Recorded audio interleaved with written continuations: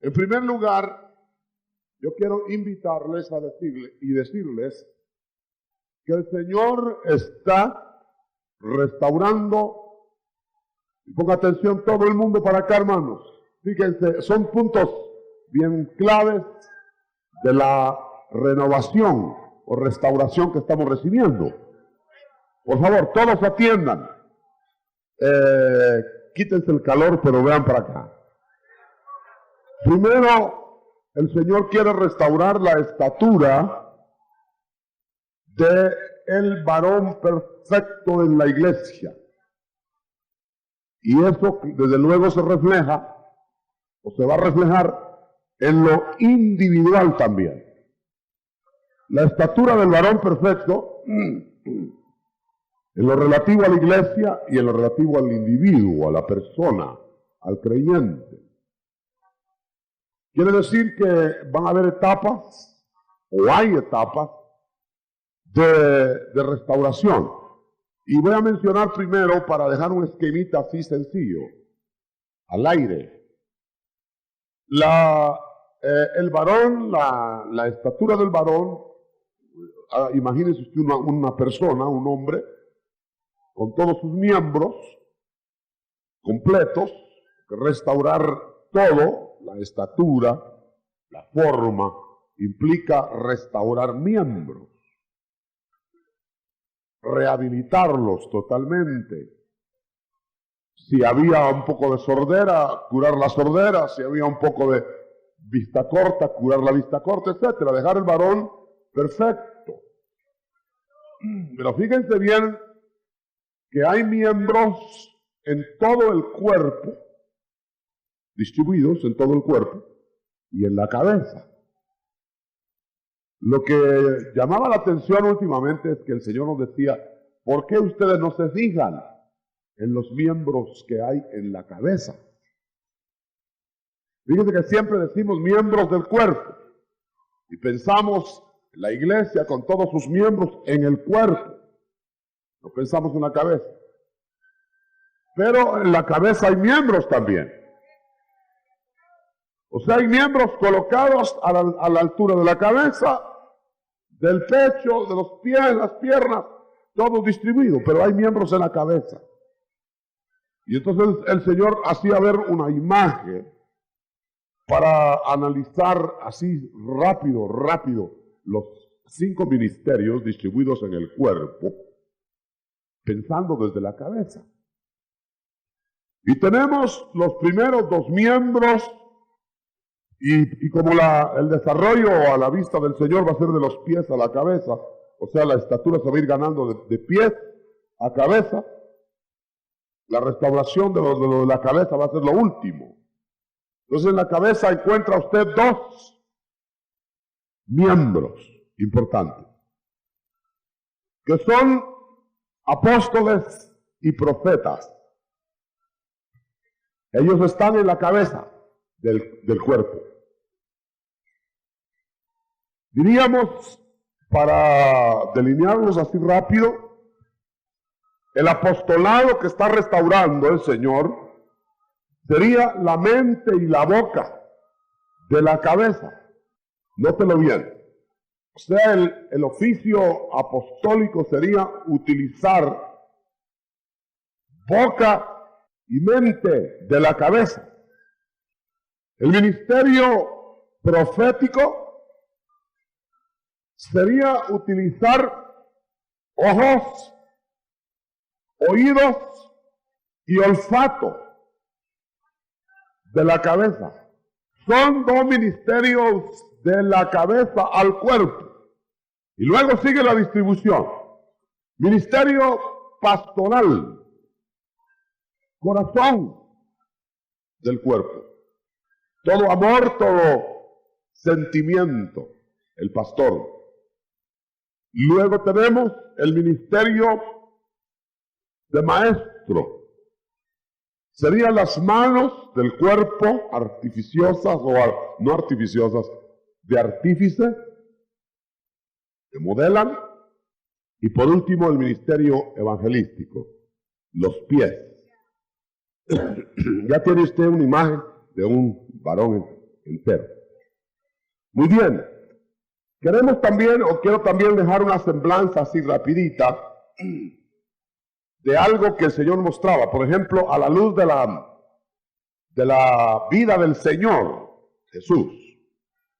Vamos a ver cómo se va a desarrollar la iglesia, cómo se va a desenvolver la dimensión de la plenitud de Cristo antes de que el rapto suceda. Primero tenemos a Cristo, es decir, a la luz de Cristo vamos a ver de Jesucristo, vamos a ver esto. Primero tenemos a Jesús naciendo. Jesús naciendo, desarrollándose 30 años. Eso sería como la gestación de la iglesia. La iglesia en gestación, en formación. No tiene mayor actividad usted, y también véalo a la luz de como individuo. Usted, por ejemplo, nació a la vida cristiana, pero está está desarrollando. Primero está entonces Jesús en usted. Al nacer es la vida de Jesús, el Salvador, el que quiere tomar lugar en su ser triple, formarse, desarrollarse, evidenciarse, pero como Jesús. Ahí está Jesús 30 años desarrollando. Un Jesús que todavía no ha sido ungido. Un Jesús que todavía no ha movido sus manos, ni abierto su boca para reprender demonios, ni para poner salud en los cuerpos. Sino un Jesús observador. Un Jesús que todo lo capta, que todo lo absorbe y todo lo guarda para su debido tiempo. Un Jesús que ve todos los errores, que ve todas las dimensiones en que se desarrolla el hombre, pero no actúa. Y ahí está 30 años. Esa es la primera etapa de la vida del creyente. Y es la primera etapa de la vida de la iglesia. Una iglesia que se va desarrollando a la luz del legalismo.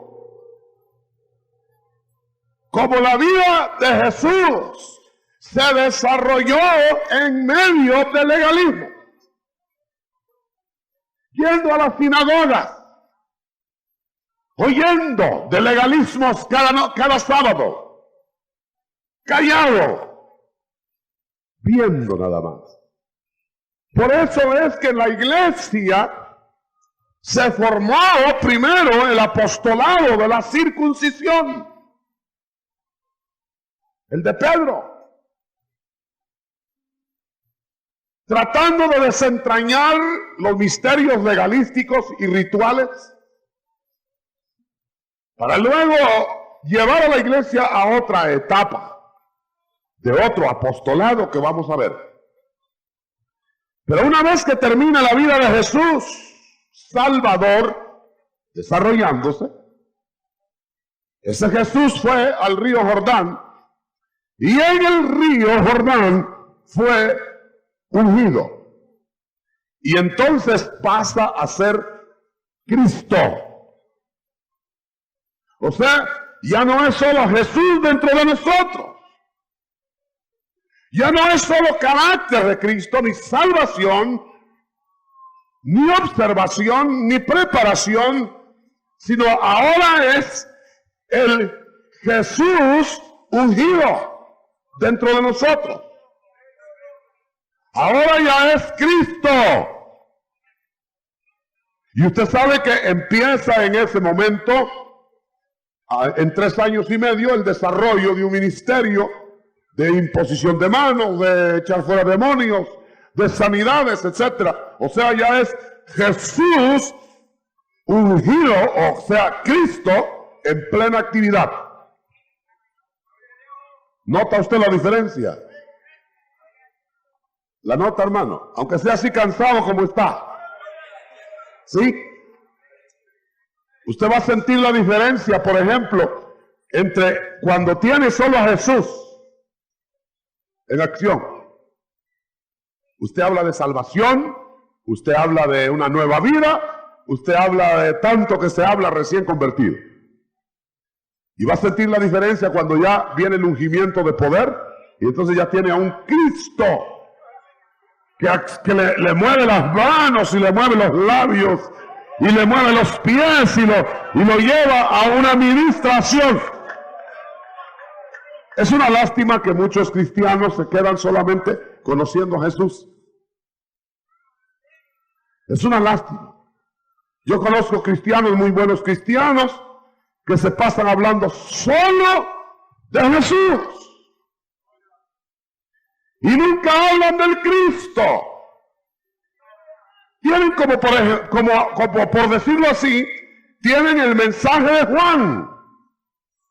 Solo es voz, salvación, arrepentimiento. Pero nunca mueven sus manos ni nada para administración. Como Juan el Bautista. Pero cuando ya está Cristo dentro de nosotros, entonces es diferente el movimiento. Muy bien, esa es la segunda etapa. Pero luego viene otra etapa, y en esta etapa del Cristo que hemos dicho, la segunda, se mueve ya el ministerio de la incircuncisión de Pablo. Note primero el de Pedro, de la circuncisión, o sea, quitar ritos, quitar ceremonias, pelear contra el legalismo cerradamente, aunque a Pedro le costó mucho porque él era muy legalista. Pero llegó el momento en que se instauró el ministerio de la incircuncisión de Pablo. Y Pablo chocó con Pedro. Y el Señor me hablaba cuando yo estudiaba esto, que en los finales de los tiempos de la restauración de la iglesia se va a ver dividida en dos ramas. La rama pedrista. Y usted sabe quiénes son los que les gusta más hablar de Pedro. Sí, hermano. Y la rama paulista de Pablo. Y no van a poder llevarse esas dos ramas. Igual que en el principio del ministerio de la iglesia primitiva, se tuvieron que enfrentar Pedro y Pablo. Y salió ganando el ministerio de la incircuncisión, o sea, de la libertad.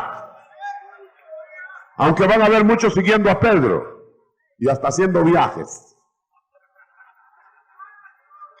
¡Aleluya! ¡Gloria a Dios! Pero hermano, el ministerio maduro de la iglesia es el ministerio de la incircuncisión. O sea, que ya no tiene nada que ver con ritos y ceremonias. Muy bien. Entonces se pasa a la tercera etapa. Para resumir, la primera era la etapa de Jesús dentro de nosotros. Salvación. Segunda etapa, Cristo dentro de nosotros. Ese es poder. Tercera etapa, Jesucristo dentro de nosotros, o sea, el ungido, el Cristo ungido que muere y resucita. Y que ahora se prepara a rehabilitar su iglesia a la manera, en la etapa final, a la manera de su ministración después de resucitada. Y vamos a verlo rápidamente. Es un Jesús ungido, glorificado dentro de la iglesia. Yo quiero que usted me oiga bien, hermano. Ese Jesucristo no puede manifestarse en la iglesia hasta que la iglesia sea muerta. Y esta va a ser la etapa final del avivamiento. ¿Cómo va a morir la iglesia? Como Cristo murió en la cruz del Calvario, sube voluntariamente sacrificio vivo, se coloca en la cruz, y cuando van a matarlo, oiga bien, ya no lo matan, porque Él entrega su vida y muere. Ya no le quiebran las piernas, porque se murió antes. Y ese Cristo es representativo ahí del cuerpo del Señor muriendo al mundo, para luego ser enterrado, y al salir sale glorificado.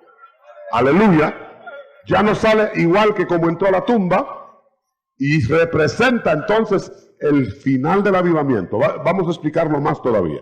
O sea, nosotros, cuando muramos, el Señor va a venir y va a dar muerte a su iglesia en la etapa final. Va a hacer que perdamos toda conexión con las cosas de la tierra. No sé cuántos estarán dispuestos a que llegue ese momento, pero yo quiero decirle una cosa, que este va a ser el verdadero cuerpo de Cristo en acción, porque note que en la cruz del Calvario, al único que no tocaron para quebrarle las piernas fue al Señor, pero al otro salvo le quebraron las piernas y murió. ¿Por qué murió, hermano? ¿Por qué le quebraron las piernas? Porque tenía vida todavía. Si no hubiera tenido vida, no le quiebran las piernas. Ahí están representados los que no quieren morir al mundo, pero que son salvos.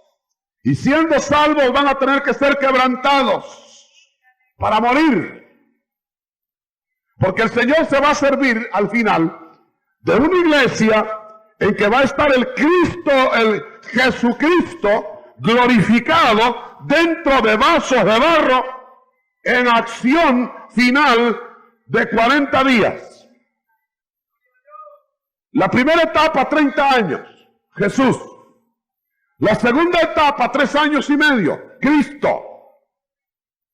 La tercera etapa, Jesucristo glorificado, manifestado en la estatura del varón perfecto, en la plenitud de Cristo en la tierra, antes que la iglesia sea levantada.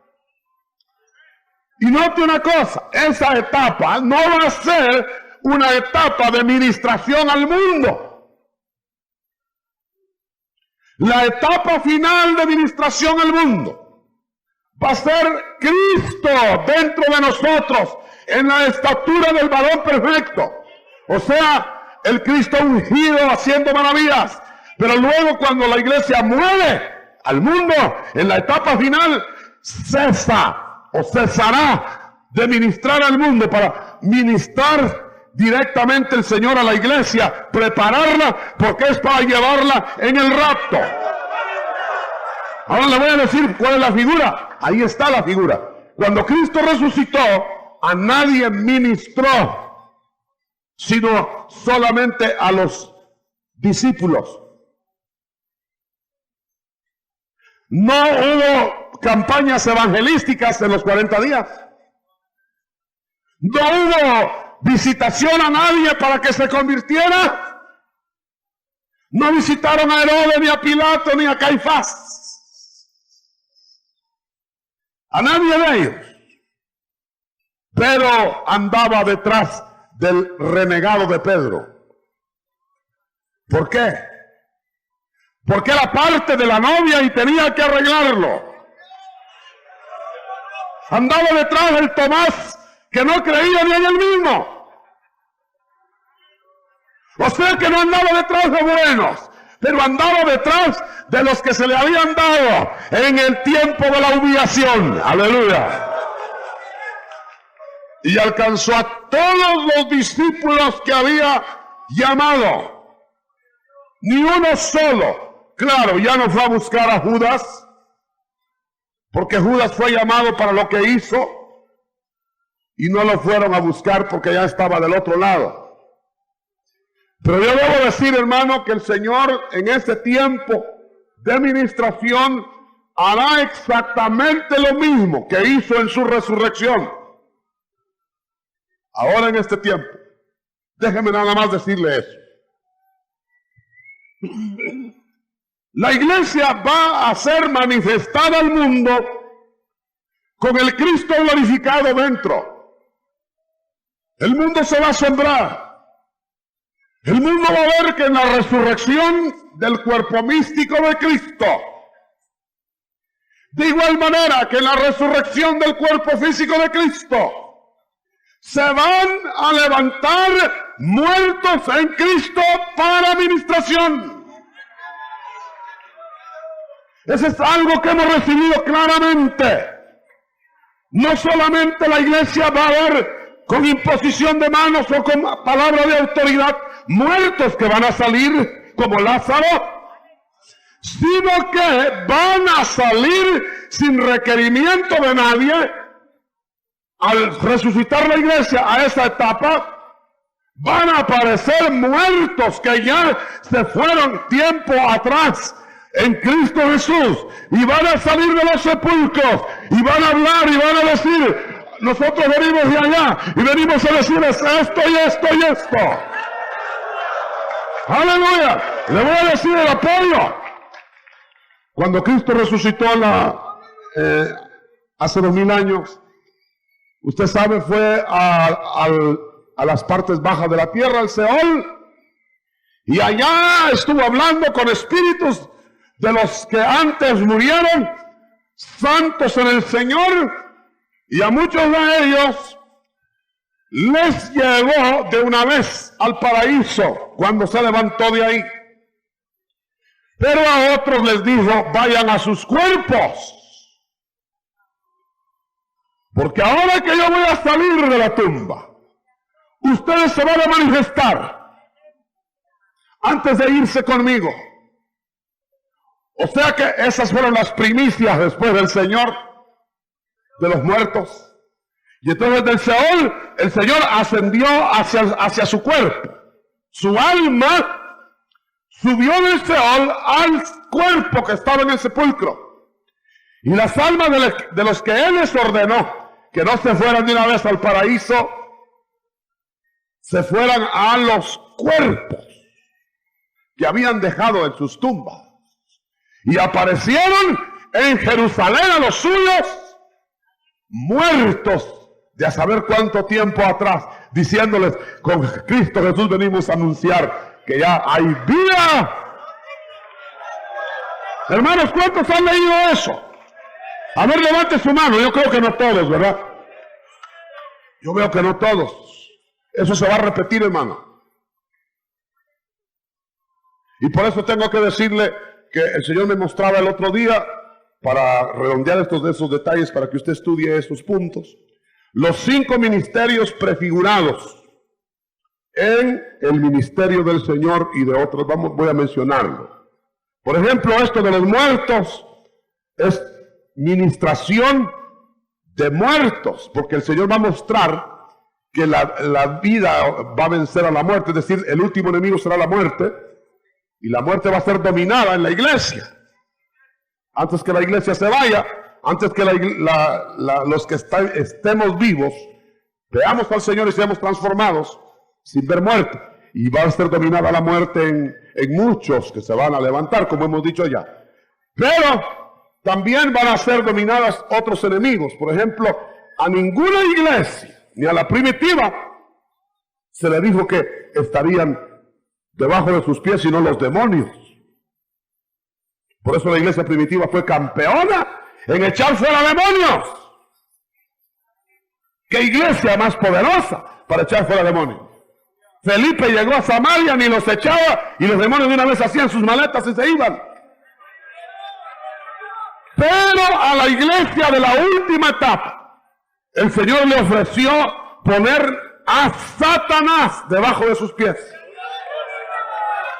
De tal manera que vamos a tener una etapa de avivamiento en donde los demonios, hermano, va a ser lo de menos. El mismo diablo va a estar debajo. Ahí. Pondré a Satanás debajo de vuestros pies. Pero voy a hablarle de los 5 ministerios prefigurados. Los primeros 2 ministerios en Simeón y Ana. A un hermano le daba el Señor una parte de esto, a mí me dio otra para completarlo y le cuento que el Señor le dijo al hermano que me fuera a avisar de ese pedacito porque yo tenía el otro pedazo. Y exactamente yo tenía el otro pedazo. Y así que unimos los 2 pedazos bajo llanto, hermano, llorando. Entonces el Señor me dijo, pero el otro pedazo lo tengo yo y te lo voy a dar. Se lo voy a contar de los 3 pedazos. El primero, el hermano llegó y me dice, hermano, el Señor me mostró que le mostrara, o mejor dicho, que le dijera de 2 ministerios, y usted me va a decir de otros 2 que hace 3 días Él se los dio. Y exactamente hacía 3 días el Señor me los había dado. Y venía de lejos, venía de fuera el hermano. Un pastor de fuera de la ciudad. Muy bien. Entonces me dijo, mire, el Señor a mí me dijo que cuando Simeón tomó en sus brazos, ¿se recuerdan de Simeón? Tomó en sus brazos a Cristo, a Jesús, y lo empezó a mecer así, y decir toda aquella oración y empezó a profetizar. Entonces me decía él, mire, ahí el Señor me mostró que ese es un ministerio que arrulla el cuerpo de Cristo. Que no solo profetiza, que no solamente espera el reino, que no solamente anhela lo del Señor, sino que es capaz de arrullar el cuerpo de Cristo. Cuerpo vivo de Cristo.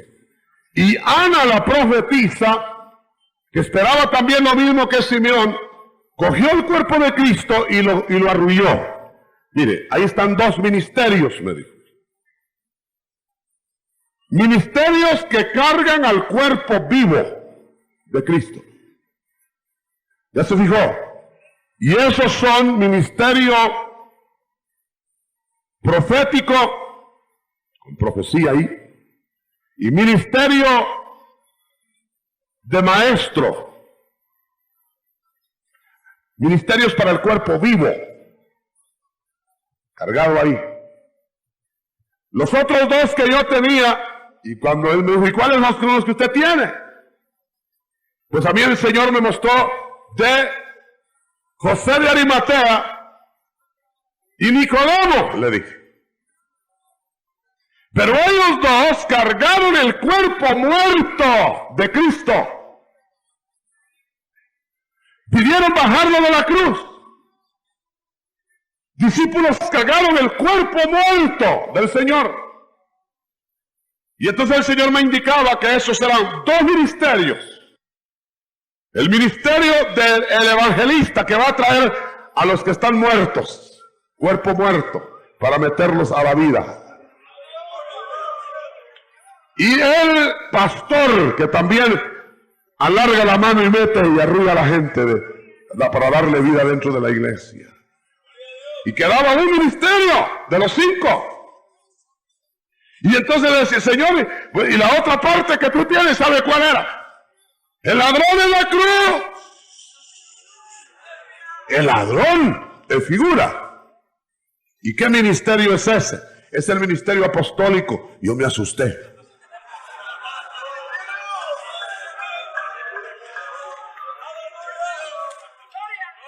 Sufrido, lo tienen que quebrantar en la cruz. No saborea nada, sino solo mira y sufre. Pero poco conversó con el cuerpo vivo de Cristo, hermano. Toda la plática mayor la tuvieron de espíritu a espíritu. Porque en cuanto Él murió, segundos, minutos antes de morir, lo conoció a Cristo.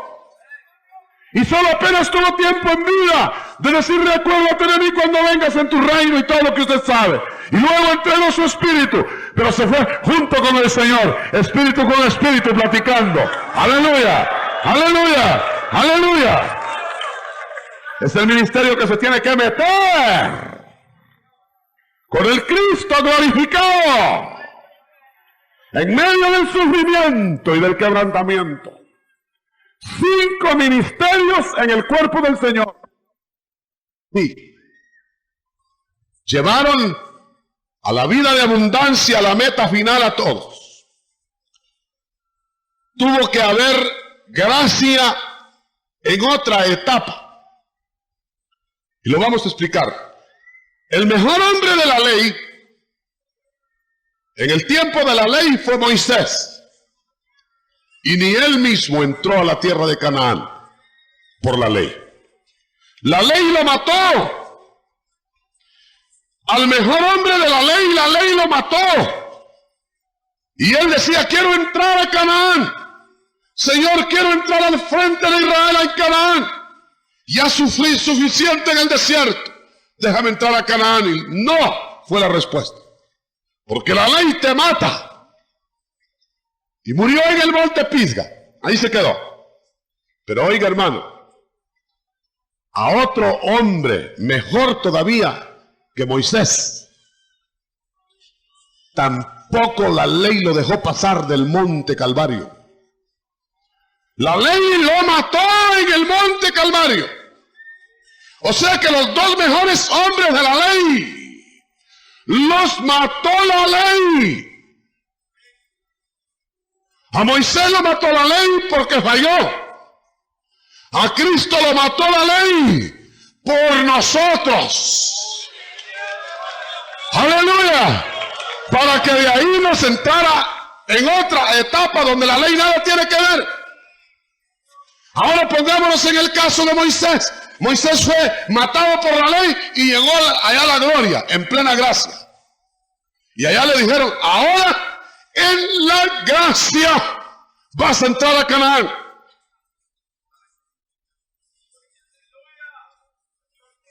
Y le quiero contar que Moisés es uno de los 2 testigos que va a entrar con cuerpo a Canaán al frente de los ejércitos de Israel. Ahora, ¿quién no entró a Canaán? ¿La ley o la gracia? Al mejor hombre de la ley. ¿Y por qué hay gente que quiere entrar por ley? Y son los peores. Ahora póngase en el caso de Cristo. ¿Sabe quién va a entrar a Canaán? Al pueblo de Dios. Precisamente lo va a entrar el cuerpo místico del Señor. Después que el cuerpo físico hizo su parte allá en el Calvario. O sea, la iglesia con el Jesucristo en plenitud dentro de nosotros en los días finales previos al avivamiento. Amén. Y el Señor nos descubría o nos daba, yo creo que esto sí es final ya, que habrá necesidad de que la sangre de Cristo, para la plenitud del arreglo de su pueblo, sea rociada 7 veces. Y no, eso es simbólico. Eso quiere decir que la sangre de Cristo, desde que nosotros somos salvos, ahí está el primer rociamiento, salvador. Pero se sigue rociando, y se sigue rociando, y se sigue rociando, porque tiene que haber una limpieza 7 veces. Como cuando Naamán, el leproso, tuvo que ser limpiado. Se tuvo que zambuir 7 veces. Y hay trabajo, hermano, aún de la sangre de Cristo, fuera de la conciencia humana. Y eso solo apúntalo en su corazón, pero note esto. Hay trabajos que Dios hace haciendo que la persona pierda la conciencia. Porque le estorba mucho la conciencia de esa gente. Y hay trabajos que Dios los tiene que hacer matando a la persona. Y a veces trayéndolo de regreso y a veces de una vez llevándose. ¿Quiere ejemplo? Lo voy a dar 2, 3 para que no se vaya sino solo con la inquietud. Y eso lo vamos a ver en estudios posteriores ya detallados, cuando ya tenga yo toda la fuerza de mis pulmones. Amén. ¿Cómo hizo el Señor para acelerar la enseñanza del legalista de Pedro, que no quería ir con Cornelio? ¿Cómo hizo? Le estaba diciendo, ve, háblale a los gentiles. El evangelio ya no es solo para judíos. Necio Pedro, no, pero yo solo a los judíos. ¿Se fija? Entonces el Señor dijo, bueno, este Pedro no entiende en su propia conciencia, lo voy a desconcientizar. Y lo metió en un éxtasis. Algunos nos tienen que anestesiar. Y lo acostó ahí, hermano, así como caen los hermanos aquí. Y lo acostó. Y ahí acostado, yo no sé cuánto tardó. Pero ahí todavía, mire cómo seremos nosotros de duros, que hasta inconscientes neciamos. Todavía ahí Pedro decía sí, pero no voy. 3 veces le tuvo que hablar el Señor en éxtasis, hasta que lo dobló. O sea que el trabajo lo hizo mejor durmiéndolo. A otros los tendrá que hacer aporreándolos. Un garrotazo entre los 2 ojos. Amén. A ver cuántos van a esperar un golpe de esos. Pues que no hay modo que le oigamos. El Señor hablando dice que a mí. Y mira a ver si no es a otro. A mí. Hasta que el Señor, y que sabe que nos estamos haciendo los locos.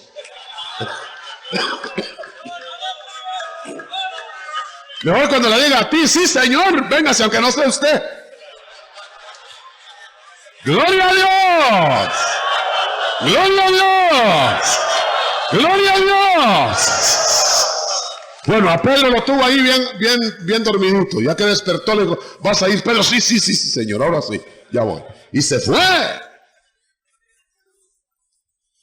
Pero ¿cómo hizo con otro que se llamaba Lázaro? Que no había modo que le oyera. Un hermano me contaba que no sé si fue él o alguien que le contó lo que vio cuando Lázaro murió. Y entonces lo vamos a juntar las 2 cosas para poner el ejemplo. Pero el Señor andaba detrás de Lázaro. Y llegaba a buscar a Lázaro y solo le salía Marta y María. Y para eso que solo María, porque Marta era frijolera.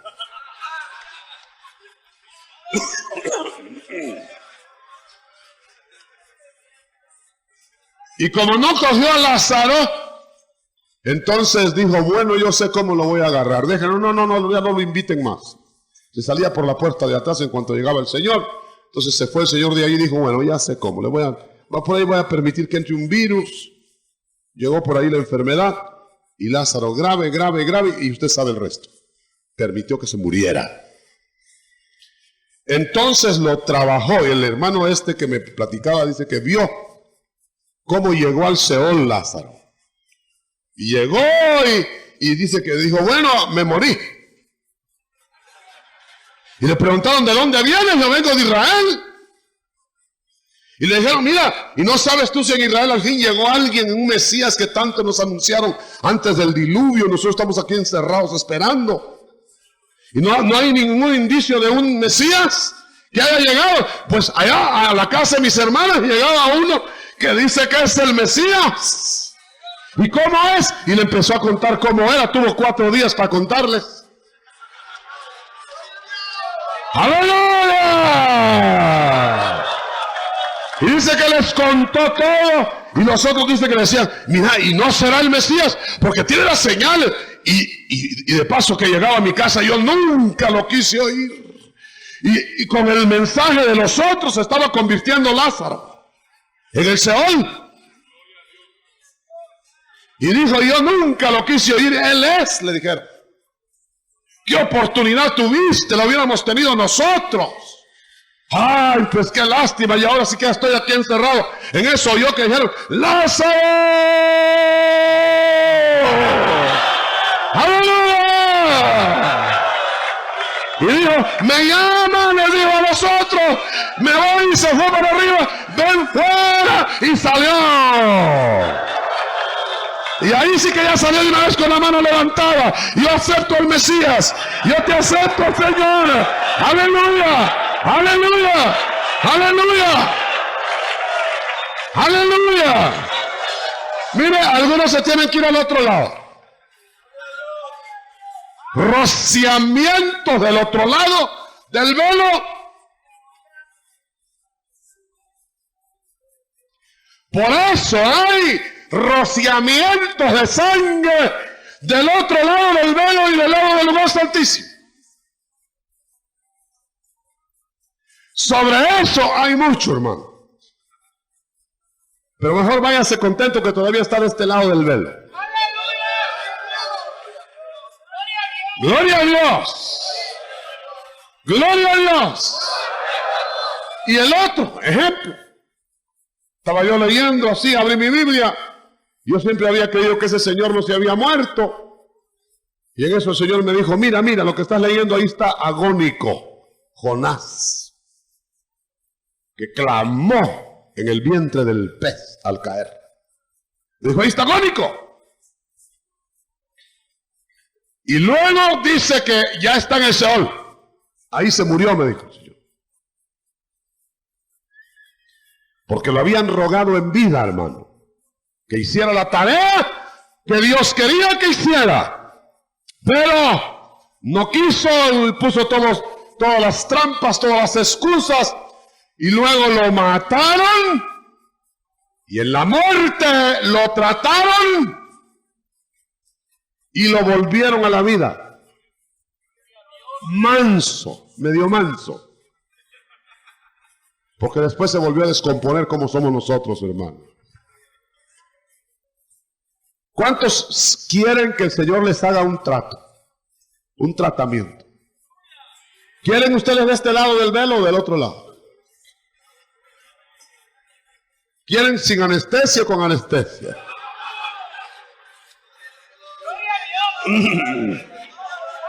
Levante sus manos y glorifique al Señor. La iglesia infantil, Jesús dentro de nosotros. La iglesia adolescente y que empieza a llegar a la adultez, Cristo dentro de nosotros. La iglesia en plenitud, la iglesia madura y en la estatura del varón perfecto. Jesucristo glorificado dentro de nosotros, para que luego se manifieste ante el mundo lo que es una iglesia que muere al mundo y vive para el Señor. Esa va a ser la iglesia que se va a levantar. Gloria al Señor. Pero yo diría que en esta hora, hermano, y perdón el tiempo, pero en esta hora de definiciones, o usted se hace de la iglesia, se constituye en vaso, aunque frágil, dispuesto a que lo procese, para que el Cristo glorificado se manifieste en usted, y se define como una iglesia del arrebatamiento a lo Filadelfia, o lo definen de una vez como el tibio laodicense, que va a ser puesto con el movimiento ecuménico mundial, que es la iglesia falsa, que se va a estar preparando para las bodas falsas, con el falso Mesías, con la falsa fe, todo es falso. Y la oportunidad la tiene ahora. Amén. ¿Quiere cerrar sus ojos? Son puntos de meditación nada más. Son puntos claves de la restauración. Es la iglesia madura en la estatura del varón perfecto en la plenitud de Cristo, la que va a tomar del vino. La otra apenas del aceite. Y la otra apenas del trigo. Y la otra de nada. porque no es. Así que deseamos, hermano, que en este momento silencioso, porque no tenemos conexión eléctrica para la música, en este momento usted sopese lo que acaba de escuchar. Sea miembro del cuerpo de Cristo, sea de la cabeza o del cuerpo mismo. Aleluya. Hermano, así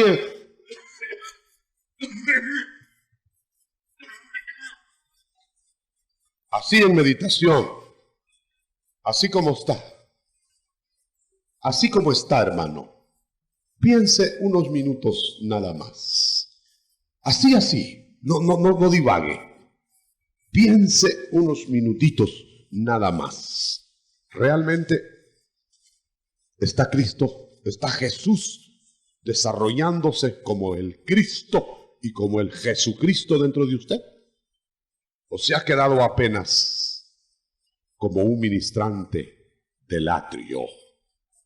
Se ha quedado con la luz natural. ¿Quiere internarse, hermano? ¿Quiere internarse del atrio, de donde solo hay trigo que alimenta, pero no hay aceite que suaviza, ni vino que alegra? ¿No quiere irse internando en esta hora? Que sea más que un ejercicio físico, que sea un ejercicio espiritual. Un internamiento en la estatura del varón perfecto. Yo no solamente quiero pertenecer al varón perfecto, sino a la plenitud de Cristo. El varón perfecto tiene estatura normal, pero la plenitud de Cristo tiene plenitud espiritual.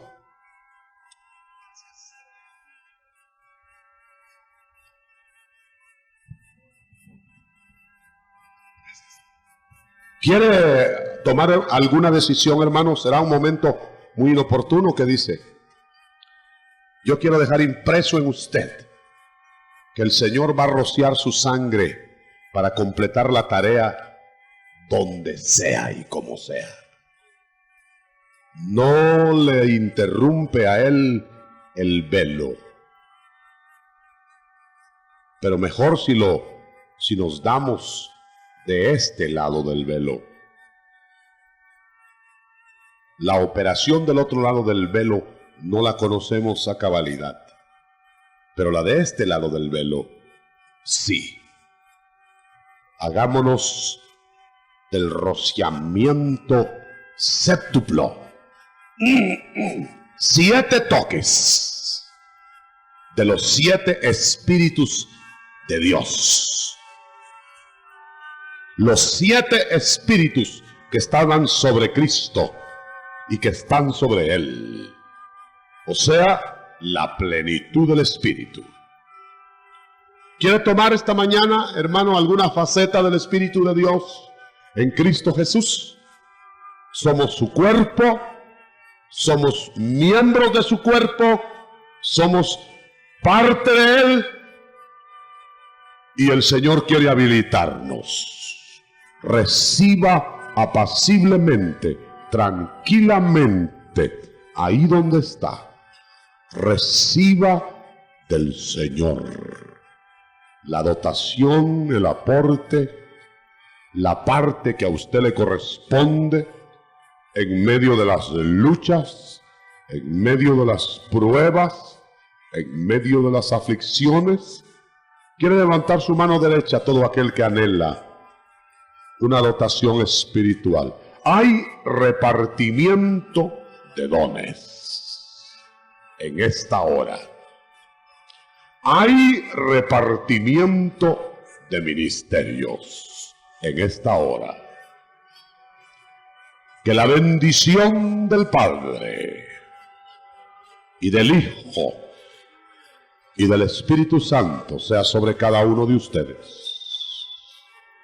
Reciba ministerio, reciba don, reciba lo que anhela, lo que usted aspira, recíbalo ahora mismo, en el nombre de Jesús, en el nombre de Jesús. No deje nada, hermano, por hacer. Este ha sido un llamamiento a la santidad, un llamamiento a la preparación para el rociamiento. Primero de Pedro 2, 1 y 2. Primero de Pedro 1 y 2. Lo va a leer en casa. Lo va a leer después de esta meditación. Lo va a leer después de esta entrega. Porque el Señor quiere rociarle de su sangre en la obediencia a su palabra. En el nombre de Jesús, reciba ahora mismo, en el nombre de Jesús. En el nombre de Jesús, en el nombre de Jesús. Yo lo voy a leer con usted ahora, hermano, así con actitud de rostro inclinado, actitud de súplica, actitud de petición, así con su rostro inclinado. Primera de Pedro 1:2. Óigalo en el nombre del Señor. Óigalo en el nombre del Señor y hágalo suyo. En este mismo momento, elegidos, según la presencia de Dios Padre, en santificación del Espíritu, para obedecer y ser rociados con la sangre de Jesucristo. Gracia y paz os sean multiplicados.